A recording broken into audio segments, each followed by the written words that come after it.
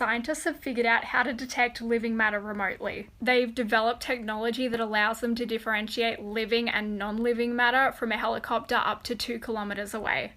And they were able to do this because of the homochirality of living matter. So to understand homochirality, we can look at our hands, okay? So we've got our left hand and our right hand, and they look the same, right? But they're reversed. They can never be superimposed onto each other because they're oriented in different directions. That's because our hands are chiral.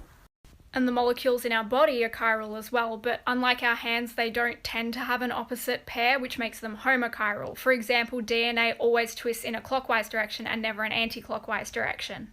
And because of the homochirality of living molecules, electromagnetic light waves that hit us will get reflected off in little spirals. This phenomena is called circular polarization, and that's what's allowed scientists to detect life from a distance. So they've developed this device called a spectropolarimeter, which allows them to separate circular polarization from other forms of light, so they can tell which light is coming from living matter and which light's coming from non-living matter. And they've managed to refine it to the point that from their helicopter they could detect algae in lakes.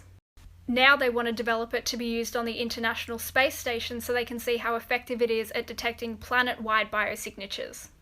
And eventually the goal is that this technology could be used in surveying for life on other planets.